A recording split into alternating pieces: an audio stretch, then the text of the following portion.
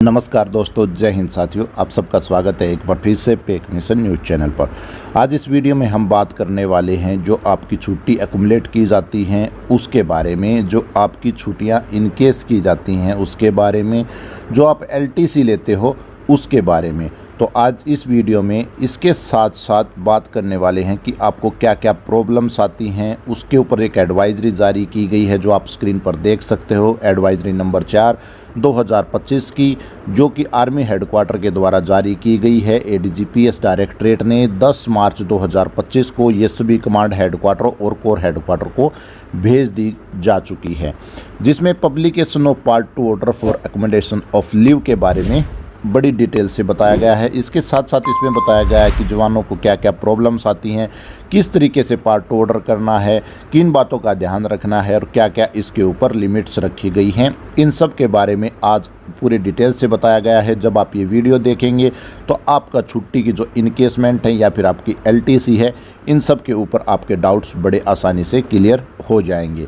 जैसे आप इसके सब्जेक्ट में पहले ही देख चुके हो, जो आपने पार्ट 2 ऑर्डर करना है, जो छुट्टी जमा करना है, आपने एक्युमुलेशन जो करना है उसके बारे में बताया गया है।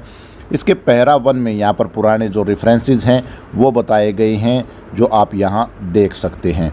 उसके बाद पैरा 2 में बताया कि for correct documentation procedure issue related to calculations between encashment on annual leave along with LTC and accumulations of annual leave is clarifying succeeding para. जैसे मैं आपको बताऊं कि करेक्ट डॉक्यूमेंटेशन प्रोसीजर क्या है और उसके बाद जो आपका कैलकुलेशन करना है किसका, इनकेसमेंट ऑन एनुअल लीव का और उसके साथ एलटीसी का, और जो आपने छुट्टियां जमा करनी है उनके सब के बारे में यहाँ पर जो है उसको आगे पैराज में बिल्कुल क्लैरिफाई किया है कि आपने किस तरीके से क्या क्या चीज़ें करनी हैं। इसके पैरा 3 में आप देख सकते हो encasement of annual leave along with LTC, यानी कि जब आप अपनी छुट्टियों को एलटीसी के साथ में इनकेसमेंट करते हैं तो उसकी क्या है, किस तरीके से करना है। यहाँ पर एक रेफरेंस दिया गया है जो 17 दिसंबर 2008 का है। यहाँ पर इसको विस्तार से बताया गया है इस चिट्ठी में। उसके साथ साथ यहाँ पर फिर से इसी चीज़ को एक छोटे सारांश में लिखा गया है कि service person are allowed to encash 10 days annual leave at the time of availing LTC to the extent of 60 days during the entire career.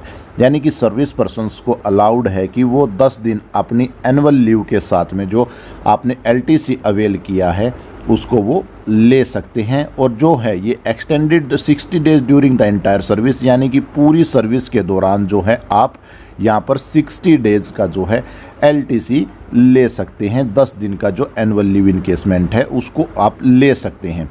उसके बाद पैरा 2 में बताया है कि the leave encashed at the time of LTC, यानी कि जो आप छुट्टी जो एलटीसी के दौरान इनकेस करते हैं, will not be deducted from the maximum amount of annual leave encashable at the time of retirement. यानी कि बहुत सारे लोगों को डाउट होता है कि जो आप एलटीसी लेते हो उसको इनकेस कराते हो तो वो जो आपकी छुट्टियां हैं उसमें से माइनस हो जाती हैं। तो यहाँ पर बताया कि ऐसा कुछ नहीं है। जो आप एलटीसी लेते हो वो जो है आपकी जो छुट्टी हैं आपने जो मैक्सिमम जमा की हैं, जो इनकेसेबल हैं, वो जो जब आप रिटायरमेंट जाएंगे तो उसमें से माइनस नहीं होंगी, वो आपकी अलग हैं। जो एलटीसी लेते हो ये दो चीज़ें हैं, अलग अलग हैं। यानी कि आप एलटीसी में जो 10 दिन लेते हैं हर साल, जो एक लिमिट रखी गई है, मैक्सिमम आप 60 days ले सकते हो। इसके साथ साथ दूसरा जो है अकोमोडेशन, यानी कि आप जो छुट्टी जमा कर सकते हो उसमें आप अगर 20 दिन यहाँ पर हैं तो 10 दिन आप यहाँ ले सकते हैं, या फिर आप 30 days ये कर सकते हो। और इसकी जो मैक्सिमम लिमिट रखी गई है वो सभी JSOR के लिए 300 दिन आप मैक्सिमम इंटायर सर्विस में जमा कर सकते हो और 60 दिन का आप मैक्सिमम एलटीसी ले सकते हो। इसके बाद यहाँ पैरा 4 में बताया है कि अकोमोडेशंस ऑफ एनुअल लीव, यानी कि जो गवर्नमेंट का अभी प्रोविज़न है, maximum limit of accommodation of the leave is 300 दिन। यानी कि जैसे मैंने आपको भी बताया कि आप पूरे इंटायर सर्विस में आप 300 ही दिन जमा कर सकते हैं।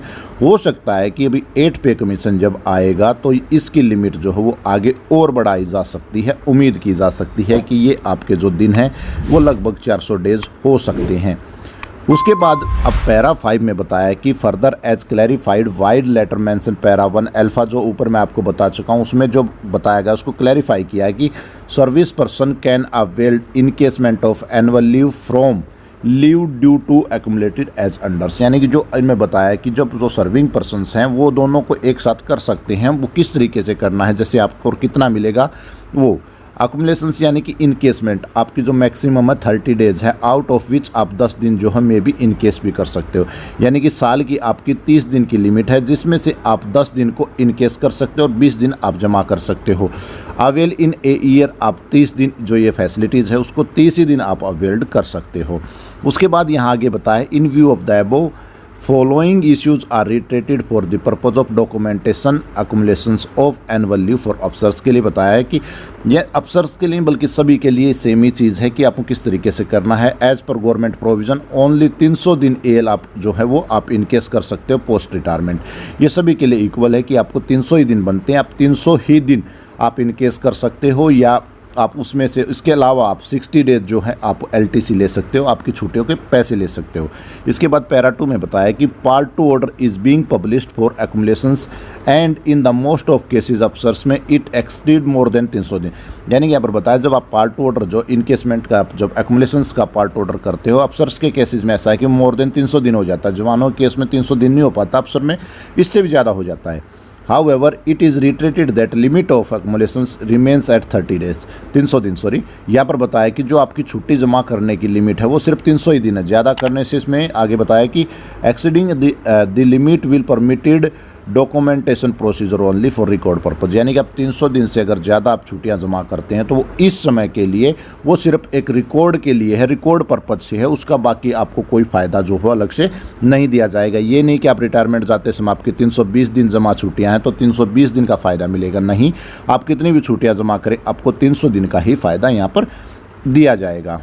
इसके बाद सी में बताया है कि in the revise format of documentation procedure HRMS, जो HRMS का जो है एक फॉर्मेट है उसको रिवाइज कर दिया गया है, क्योंकि बहुत सारे लोगों और जवानों को भी ऐसी प्रॉब्लम्स आ रही थी कि वो छुट्टियां जो हैं वो एक लिमिट लगाने के कारण पार्ट ऑर्डर नहीं होने दे रहा था, तो उसके बारे में बताया कि जो फॉर्मेट है वो रिवाइज कर दिया गया है और एक्यूमुलेशंस more than 300 days is only permitted in column number 3।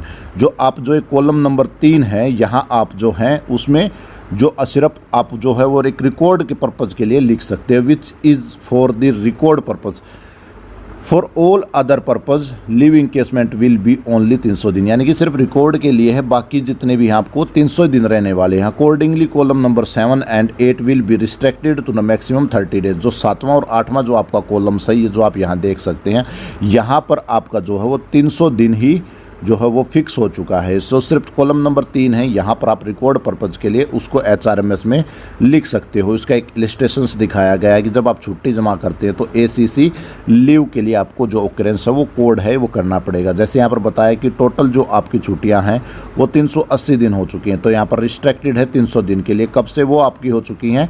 31 दिसंबर 2023 को आपकी 300 दिन पूरी हो चुकी हैं। उसके बाद एनुअल जो इनकेसमेंट आप क्लेम कर रहे हो 2024 का वो 10 दिन है, यानी कि आप यहाँ पर जो इनकेसमेंट है वो अभी 10 डेज़ आप यहाँ देख सकते हो कि आप 10 डेज़ का इनकेसमेंट कर रहे हो। उसके बाद जो आपकी एल एक्यूमुलेटेड 20 दिन होंगी जो 2024 की, यानी कि 10 दिन का आपने LTC ले लिया तो आप 20 दिन यहाँ पर छुट्टी जो है वो जमा कर सकते हो। टोटल AL जो है एक्यूमुलेटेड होगी एज ऑन 31 दिसंबर 2300, यानी कि आपकी जो थी पहले जो आपकी 300 थी वही 300 आपकी छुट्टी रहेंगी। तो इसमें होगा क्या, अभी सबसे बड़ी बात यह है कि जो आपकी टोटल जो आपके 300 दिन थे उसमें से पहले आपके माइनस हो जाएंगे 10 दिन, यानी कि जो आपने ये LTC के लिए जो आप इनकेस कर रहे हो वो पहले माइनस होगा।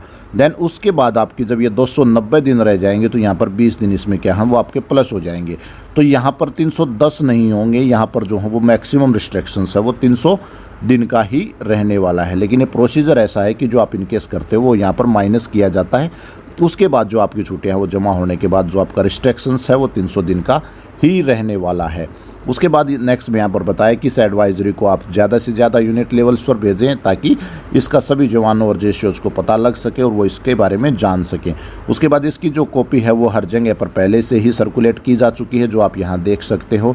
तो इस प्रकार एक बार फिर से आपकी जो लीव थी उसके बारे में किस तरीके से आपने क्या क्या करना है उसके बारे में बताया है। ऐसी और वीडियोज़ और जानकारी के लिए आप इस चैनल को सब्सक्राइब करें ताकि ऐसी इन्फॉर्मेशन सीधे आप तक पहुँच सके और आप लेटेस्ट जो ऑर्डर्स हैं या एडवाइजरी हैं उनके बारे में जान सके। तो इसी के साथ चैनल को सब्सक्राइब करें, वीडियो को शेयर करें। तो जय हिंद, जय भारत।